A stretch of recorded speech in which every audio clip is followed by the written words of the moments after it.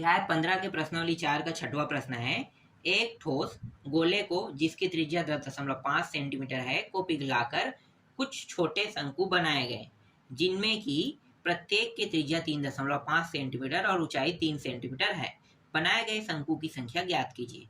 तो देखो, हमें क्या करना है, इस प्रश्न में एक गोला दिया है, उसको हमें पिघलाना है और पिघलाने के बाद 3.5 सेंटीमीटर त्रिज्या वाला और 3 सेंटीमीटर ऊंचाई वाले हमें शंकु बनाना है। ठीक है, पिघला के और कितने शंकु बनेंगे ये हमें बताना है संख्या में। चलो हल करते हैं।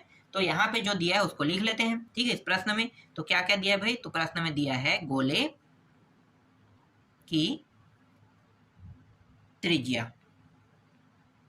ठीक है, गोले की त्रिज्या, इसे हम बड़े आर से दर्शाएंगे और प्रश्न में दिया 10.5 सेंटीमीटर दिया हुआ है। ठीक है, और हमें बनाना क्या है, शंकु। तो शंकु की भी त्रिज्या दिया हुआ है, इसे हम छोटे आर से कहेंगे क्योंकि ये एक आर अलग है, ये आर अलग है ना। अगर हम दोनों को छोटे आर या दोनों को बड़े आर कर देंगे तो एक हो जाएगा, इसलिए अलग अलग हमें नाम देना है। इसको बड़े आर, इसको छोटे आर दे देंगे। 3.5 सेंटीमीटर इसकी त्रिज्या है।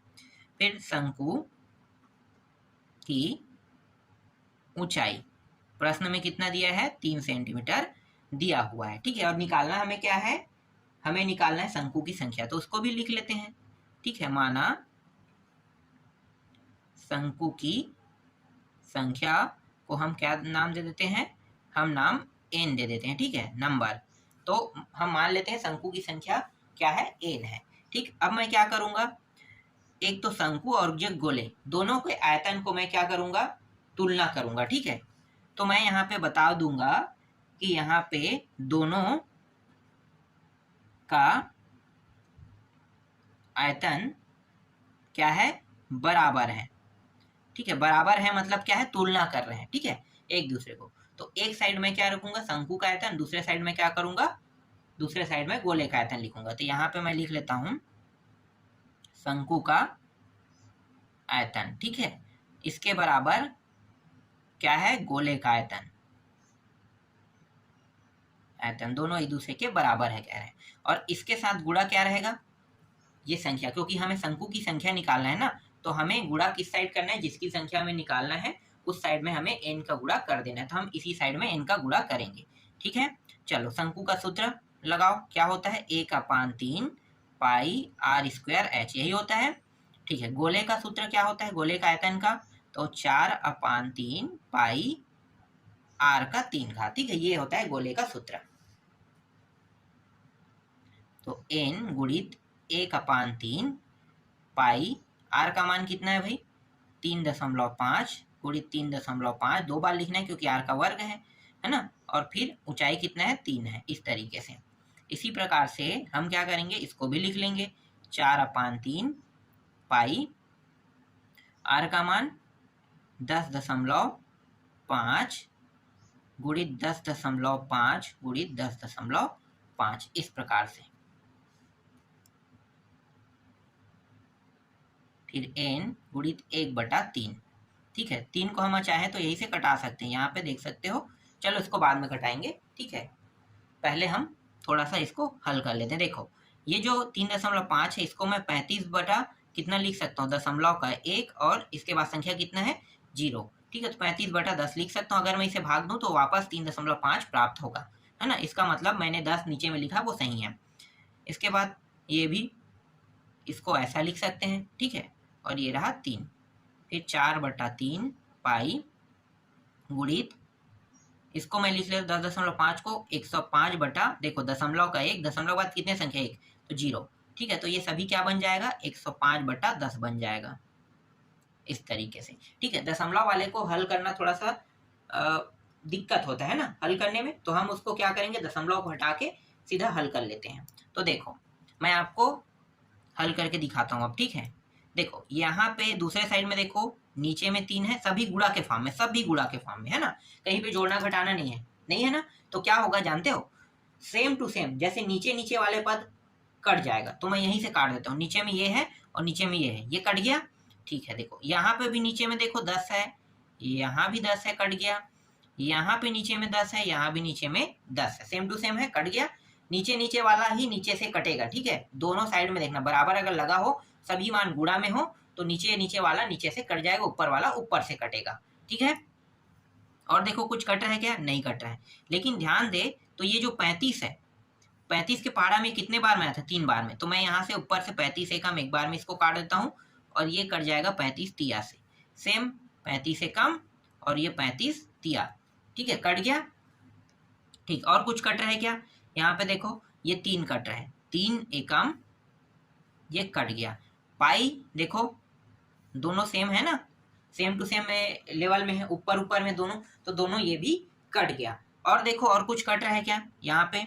तो देखो कटने के लिए देखते हैं तो और कुछ नहीं कट रहा है ना, लेकिन यहाँ पे देखो, यहाँ पे जो मान है 4 दूनी 2 दूनी 4 और 2 पंचे 5 एकम 5 21 बार में, 5 दूनी 10 5 एकम, तो 21 बार में ये कट गया।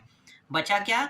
तो यहाँ पे जो बचा है n का मान देखो, एक तो यहाँ पे 2 बचा है, यहाँ पे 3 बचा है और यहाँ पे 2 1 बचा है ना। तो n बराबर जो संख्या हम निकालने वाले हैं, देखो कितना होगा? 21 तिया कितना हो जाएगा? ये 3 हो गया और ये 6 हो गया है ना, पूरी 2। तो n बराबर ये हो गया 6 और ये 12। तो शंकु की संख्या कितना प्राप्त हुआ? देखो शंकु की संख्या 126 प्राप्त हुआ। तो यहाँ पे नीचे में आप लोग लिख लेना। ठीक है, चलो मैं लिख देता हूँ। अतः शंकु की संख्या 126 होगा। ठीक है, 126 शंकु बनेगा। मतलब हम जब उस ठोस गोले को पिघलाएंगे ना, तो 126 शंकु बनेंगे। ठीक, समझ में आ गया? चलो अगला प्रश्न देखते हैं। इसके बाद 7वां जो प्रश्न है वो है, हवा भरने पर गोलाकार गुब्बारे की त्रिज्या 7 सेंटीमीटर से बढ़कर 14 सेंटीमीटर हो जाती है। दोनों स्थिति में गुब्बारे के पृष्ठीय क्षेत्रफल का अनुपात ज्ञात कीजिए। बस पृष्ठीय क्षेत्रफल का अनुपात ज्ञात करना है ना। चलो, जब जो गुब्बारा है उसमें हवा नहीं भरा जाता है ना, मतलब नॉर्मल स्थिति में। ठीक है, तो नॉर्मल स्थिति में देखो कितना होता है, तो यहाँ पे मैं लिख लेता हूँ गुब्बारे की त्रिज्या। गुब्बारे की त्रिज्या जब हवा नहीं भरा जाता है तब की बात है ना, तो इसको r से दर्शा देते हैं, छोटे r से। और कितना है त्रिज्या? त्रिज्या जो था वो 7 सेंटीमीटर था। ठीक है, हवा नहीं भरा था तब की बात है। ठीक, अब इससे मैं क्या निकाल लेता हूँ? इससे मैं क्षेत्रफल निकाल लेता हूँ ना। तो यहाँ पे लिख लेते हैं, एक मिनट, पहले यहाँ पे गुब्बारा लिखेंगे ना।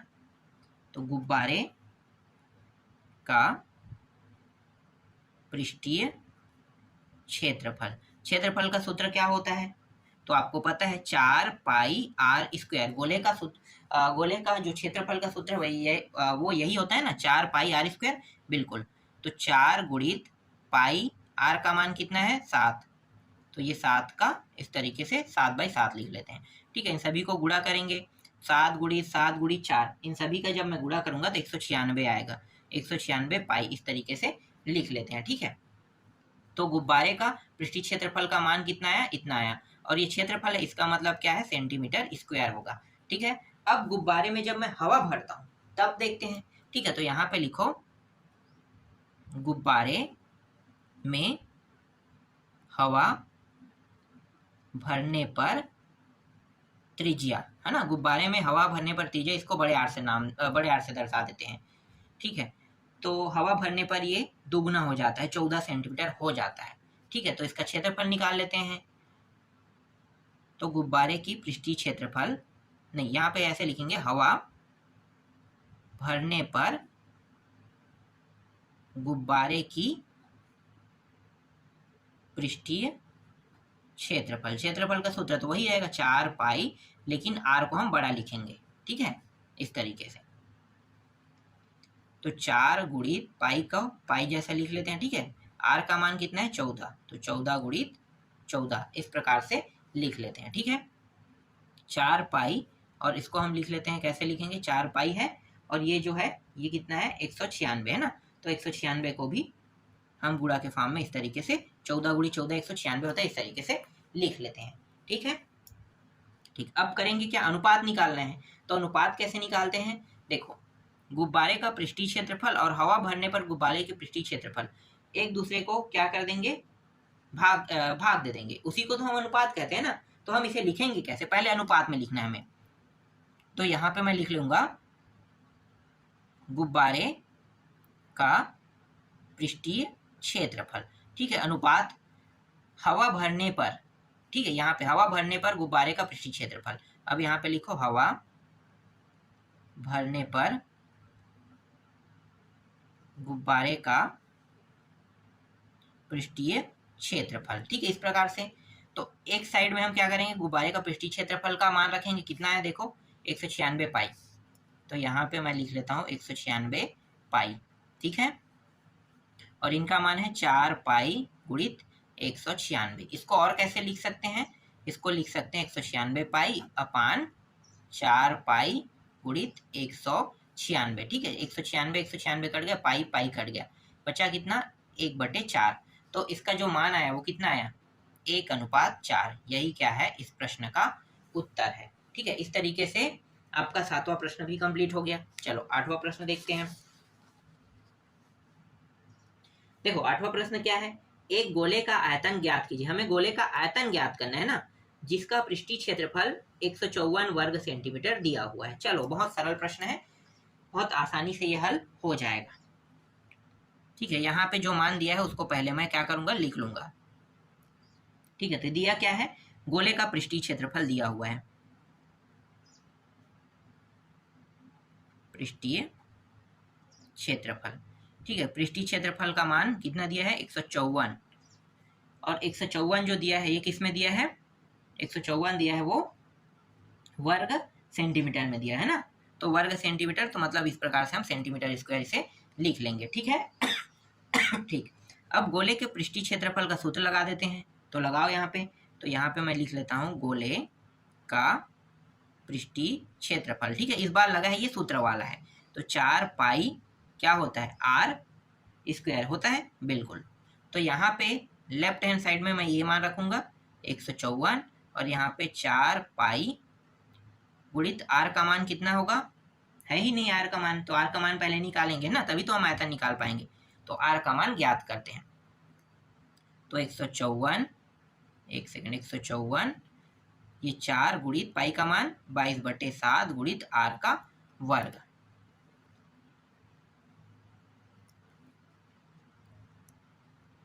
एक 154, ये ऊपर के दोनों मान नीचे आ जाएगा, 4 गुणित 22, और नीचे के मान कहाँ पे चला जाएगा, ऊपर चला जाएगा, इस तरीके से। और यहाँ पे बचेगा क्या, आर का वर्ग। अब देखो जो जो कट रहा है उनको कटा देते हैं, ठीक है। 4 के पहाड़ा से ये कट रहेगा, पहले 2 के पहाड़ा से कटा के देखते हैं। 2 दूनी 2 सत्ते, 2 सत्ते कट गया। ये 11 के पहाड़ा से 2 बार में, और ये 11 सत्ते कट गया, ठीक है। और कट रहा है क्या, देखो तो नहीं कट रहा है। तो यहाँ पे क्या है, 7 और 7 बचा, और यहाँ पे 2 और 2 बचा, है ना। तो इसको हम कैसे लिख सकते हैं, 7 का वर्ग और ये 2 का वर्ग और ये आर का वर्ग। अगर मैं आर के वर्ग से वर्ग हटा दूं, ठीक है, वर्ग हटा दूं, तो यहाँ भी देखो ना वर्ग है, तो यहाँ से भी मैं क्या करूंगा, वर्ग हटा दूंगा। तो 7/2 क्या आ जाएगा, त्रिज्या आ जाएगा। तो 7 सेंटीमीटर त्रिज्या हमें प्राप्त हो गया, ठीक है। गोले का जो त्रिज्या है वो 7/2 सेंटीमीटर हमें प्राप्त हुआ। अब गोले का आयतन निकाल लेते हैं। तो गोले का आयतन वाला जो सूत्र है वो मैं बगल में लगा देता हूँ, ठीक है, यहाँ पे इस साइड में। गोले का आयतन, गोले का आयतन का सूत्र क्या होता है भाई, तो 4/3 पाई आर का 3 घात, यही होता है, बिल्कुल। चलो मानों को रख दो। तो 4/3, पाई का मान 22/7, आर का मान 3 बार है ना, तो 7/2, 7/2 और 7/2, इस तरीके से 3 बार। एक साथ और एक साथ कट जाएगा, है ना, काट देते हैं, जो कट रहा है उसको कटा देंगे। देखो ये 4 है, 2 एक कम, 2 और 2 दूनी 4, तो 2 बार में ये दोनों गुणा होकर 4 बनता है, ये 4 यहीं से मैं कटा देता हूँ, ठीक है, कट गया। अब देखो ये 2 भी कट रहा है 11 बार में, ठीक है, 2 एकम और 2 11 में 22 कट गया। और क्या बचा है, देखो 11, 7, 7 और 3 बचे है ना। तो 11, 7 और 7 इन सभी को अगर मैं गुणा करता हूँ तो इनका मान आ जाएगा 539 आएगा। और 3 से जब मैं इसे भाग करूंगा तो 3 से भाग करने पर आ जाएगा ये है कि 3 एकम 3, 3 सत्ते, 3 निया 0.4, 6 हाँ ठीक है, इतना आएगा। और आयतन है तो क्या होगा, सेंटीमीटर 3 घात। ठीक है, तो घन सेंटीमीटर इस प्रकार से लिखा जाता है। तो गोले का आयतन कितना प्राप्त हुआ, तो यहाँ पे लिख लेना है आपको, अतः गोले का आयतन 179.66 घन सेंटीमीटर प्राप्त हुआ। ठीक है, इस तरीके से आपको क्या करना है, अंत में लिख लेना है। ठीक है, इस तरीके से मैंने 6वां, 7वां और 8वां प्रश्न आपको बता दिया।